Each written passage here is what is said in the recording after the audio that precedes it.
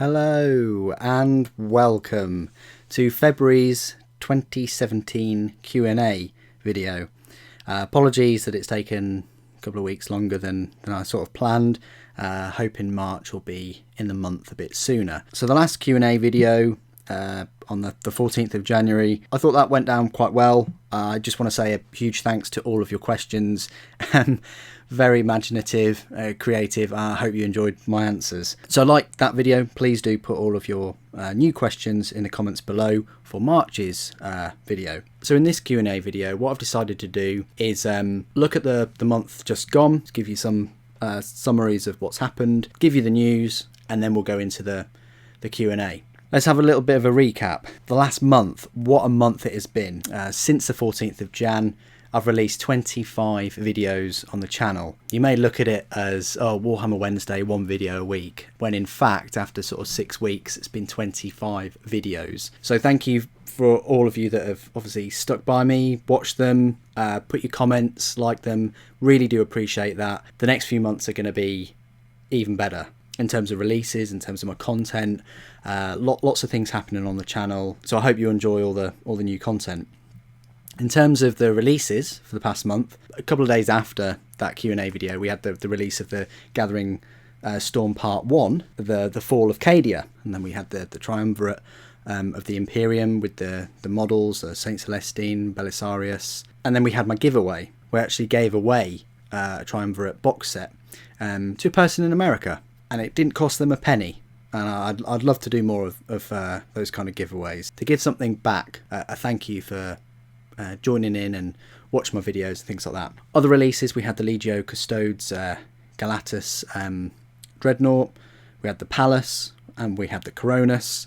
And then, if all that wasn't good enough, we also had another Gathering Storm, this time Part 2, along with the Triumvirate of Iniad.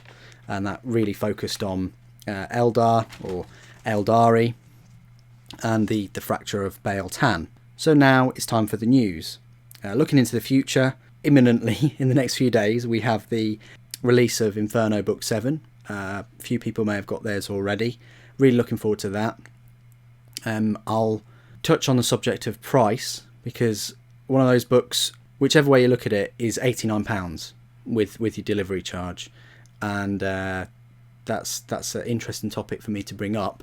Would you really pay sort of £90 for a book that is made in China, of course, but would you pay £90 for a book anyway, for your hobby?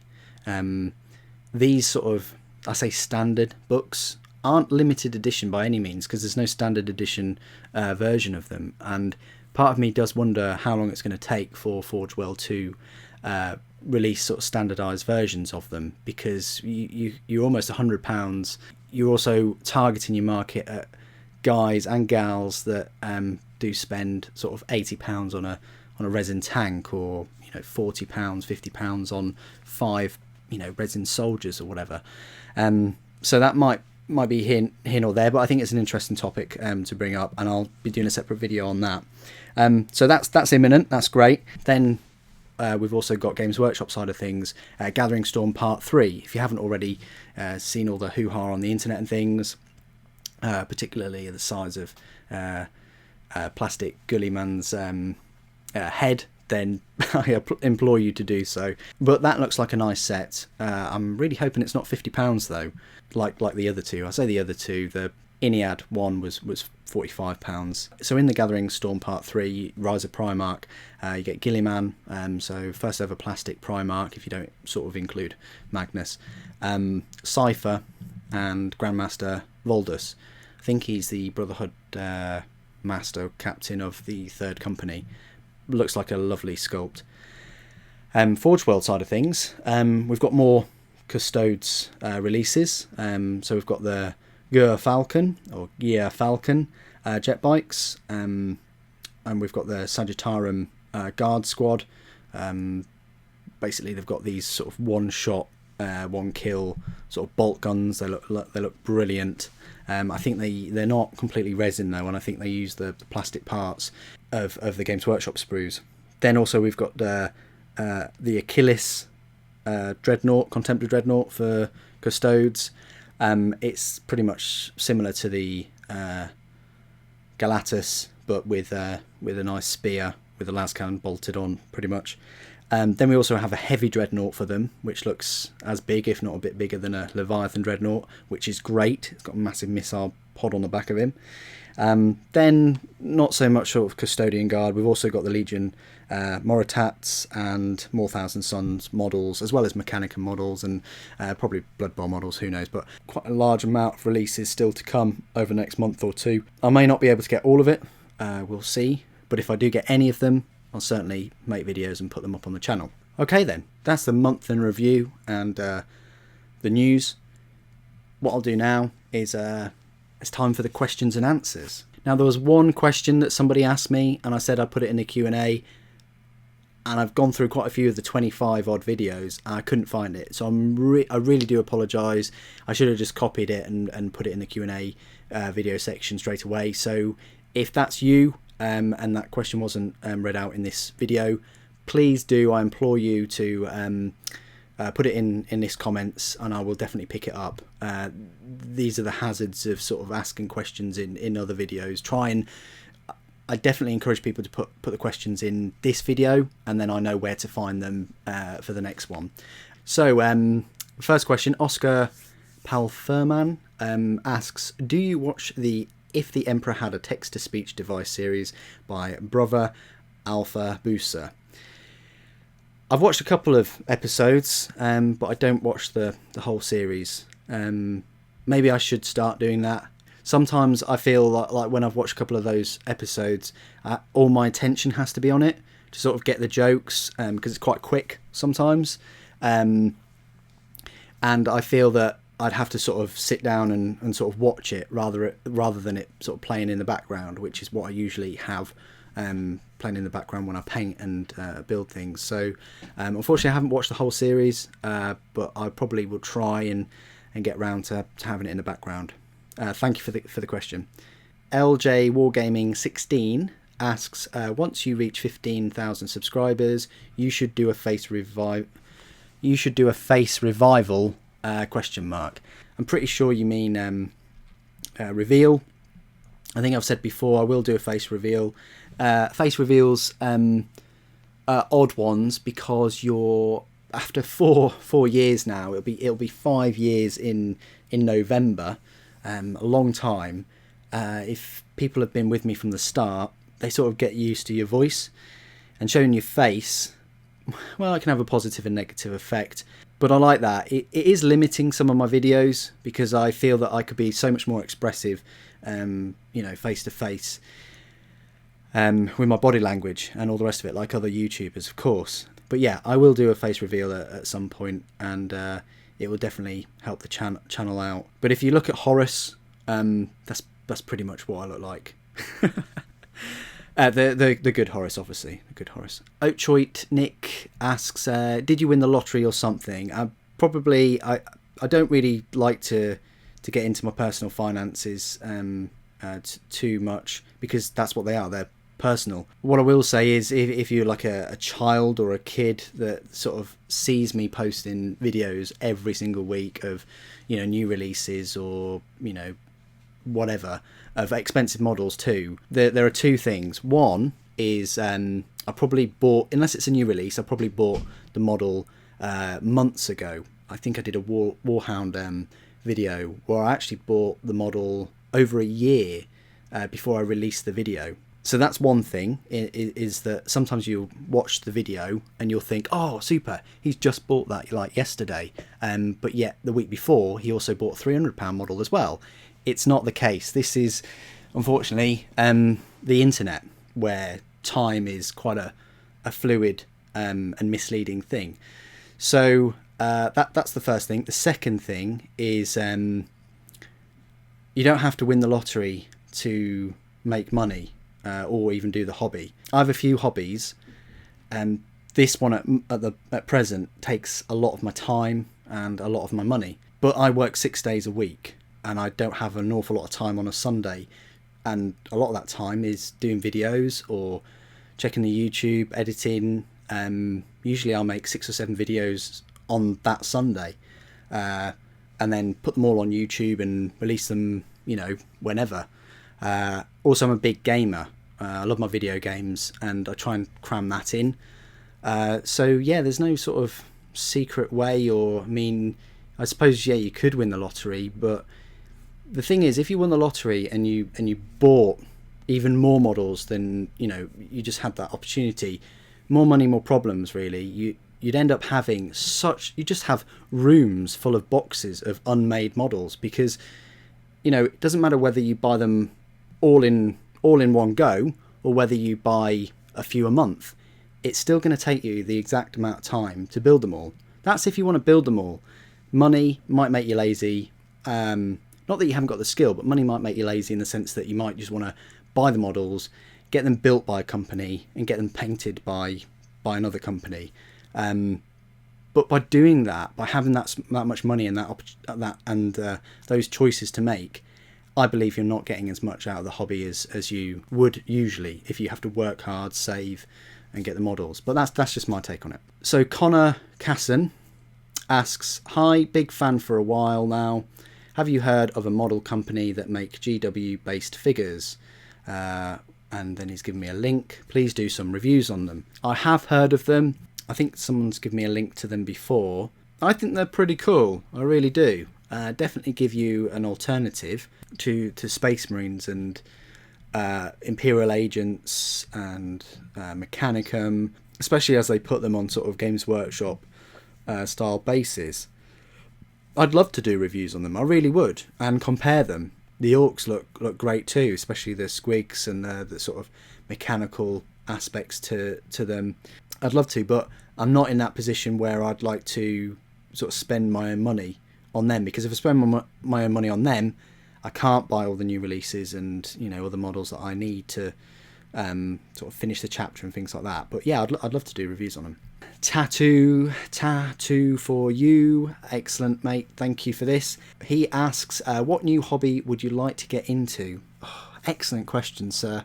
Out of everything, not really a hobby, because I do swim. I go to the gym. I play badminton, table tennis, scuba dive. I ski. I wouldn't mind trying snowboarding, but then again, I've been skiing, so I don't know. It's completely different, but it's sort of related to skiing. If anything, probably horse riding.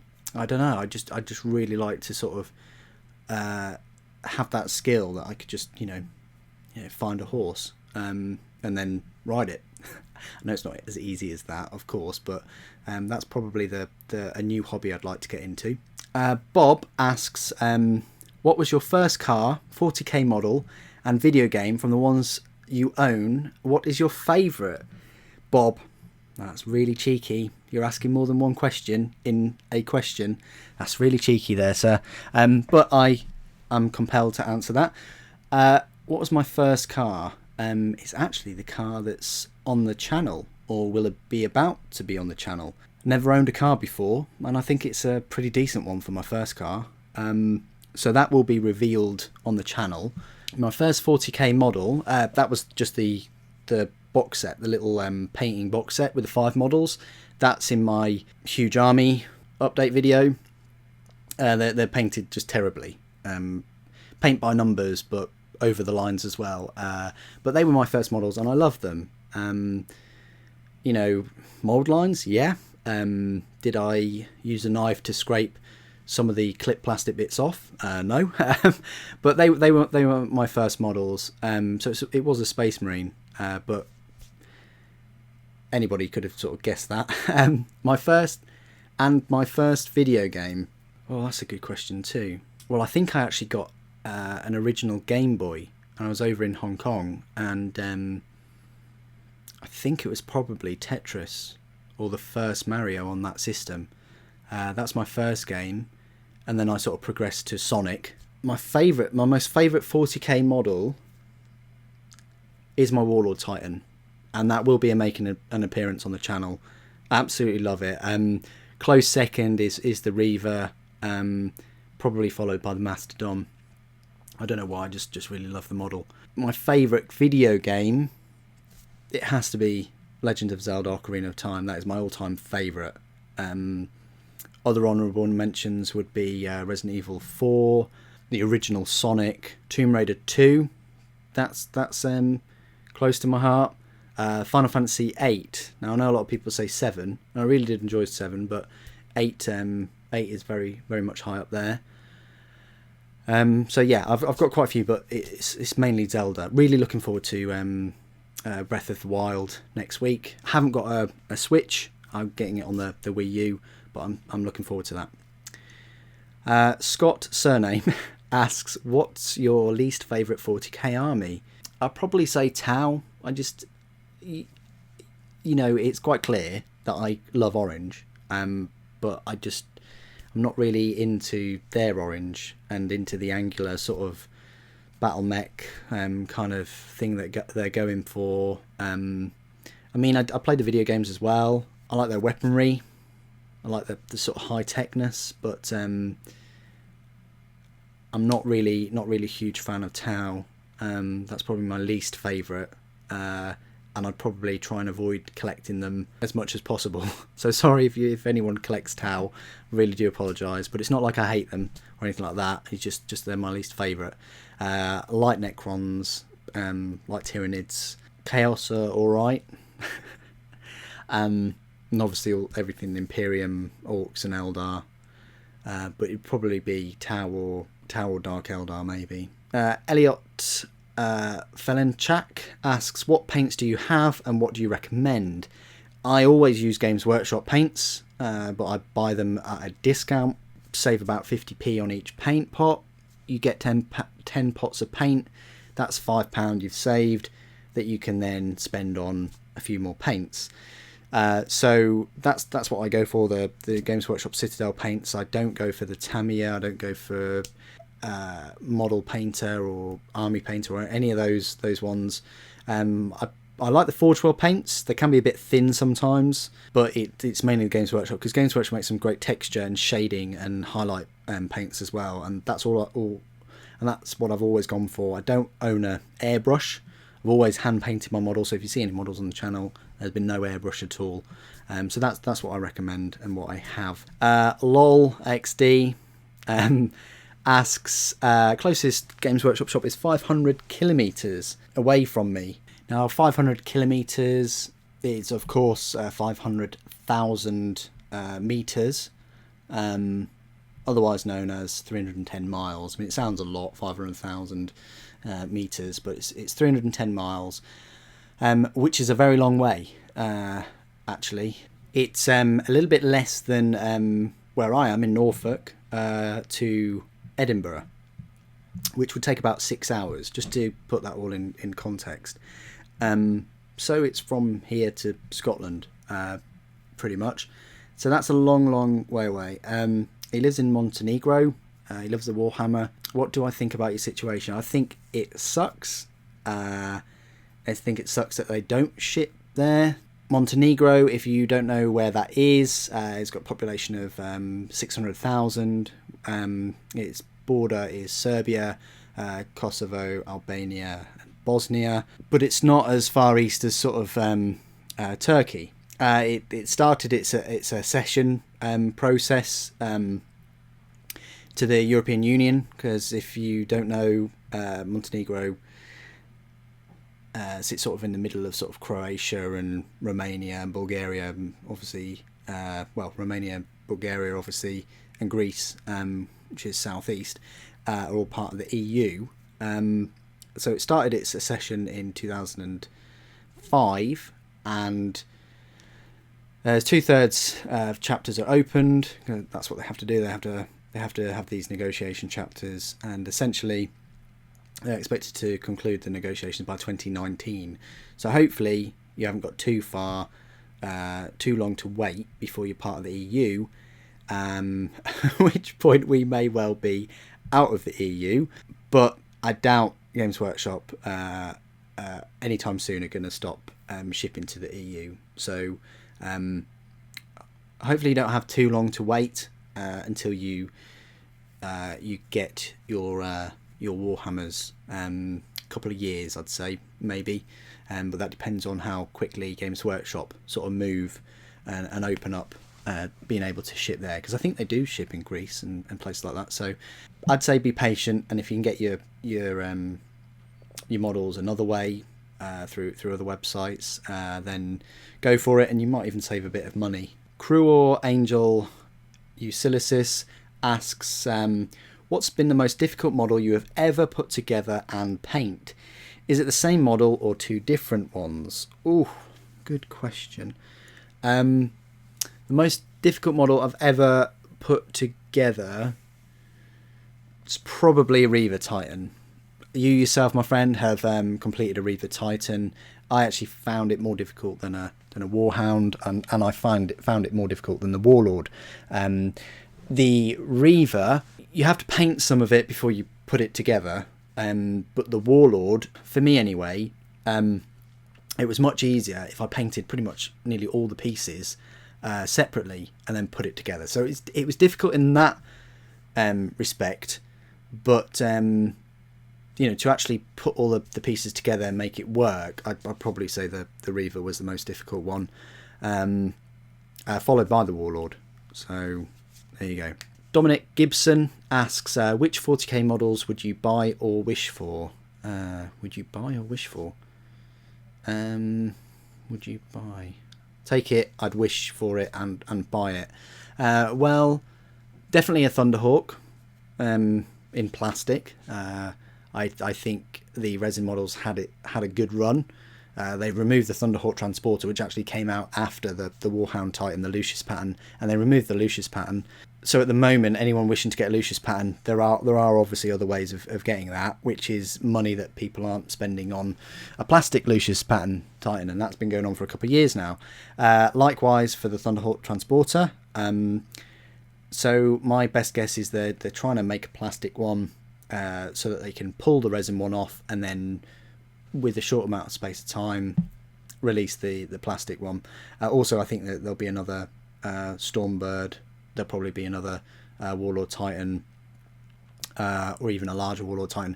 The thing is, I'd love an Emperor Titan, an Emperor class Titan. It's not going to be a huge amount bigger than the Warlord, height wise. It's just got the big sort of cathedral and things on top of it. But to make that in resin, it's going to be so heavy. The Warlord Titan is very heavy anyway, but to make one of those is you're sort of at your limit for what I say miniature wargaming can come up with. I mean, the Stormbird is very heavy too, and that's really your limits. Do you want to have a model that you have to have two people to move it around and use it? I mean, is it even usable game rule wise? So I'd like to have one of those if they ever made one, but I don't think that's going to happen. I think I'd rather have sort of like plastic Thunderhawk or two. So I hope that answers your question. Also, I'd love a resin model of the Emperor. I think he is coming. He's in the new rules a little bit, so I'd love that, and also Sanguinius, of course. Captain O'Rex asks, are there characters in the Horus Heresy who don't have models yet you're looking forward to see, and do you have a favourite Horus Heresy character model that has already been released? Yes. Well, Magnus sort of almost has a model. There's a few teaser pics and things online, so you can't see sort of like from the head down, which is a bit disappointing. But I'm looking forward to see Magnus. Looking forward to see Rogel Dawn. Looking forward to see Sanguinius and the Emperor. And they will make an Emperor model, definitely. So I'm looking forward to seeing all them. But my favourite Horus Heresy character model that's already been released, out of all of them, I really do like Horus. Perturabo is pretty cool, and so is Vulcan, but I do like Horus. There's just something about Horus. Some of the models' faces and poses, I'm looking at Lehman Russ here, are sort of might look a bit dated, but Horus lasted quite well considering he's one of the first sort of Horus Heresy character models that they've made. Malcador, I think he'd make a decent model too. And then you could have your custodians, sisters, Malcador, and the Emperor all in a nice little happy family kind of diorama maybe. And finally, D55 or D55, can I ask, what was your first bike? I'm assuming he means motorbike. It's on the channel, there's no secret. It was a Honda CBR 125. Even though I'd passed my driving test my car driving test a considerable number of years before, still had to get a 125, do my CBT, and then ride around with L plates for months and months until I got my 600RR. So that was my first bike. Bought it brand new. I just felt a bit safer buying it brand new, and also I did have a plan to give it back to Honda after a while and sort of trade it in for the 600RR. Even though I got no money off the RR for doing that, I did that. Lovely little bike. In my opinion, you can get them grand or so cheaper if you get one second hand that's done a few thousand miles. If you've done 3,000 or 4,000 miles, you're good to go. My experience is either get the 125 and then go for a 500 or 600 and then 1,000, but it's whatever you're comfortable with. You do your test and things on a 600 or 599cc, but after that you're fine to go on 1,000. But personally, I'd sort of try and build up some experience on a 600, because it depends if you're using it as a hobby or using it for commuting and for work every day. But it's whatever you're comfortable with. So I hope that answers your question. And that is the end of all the questions. Hope you've enjoyed the answers.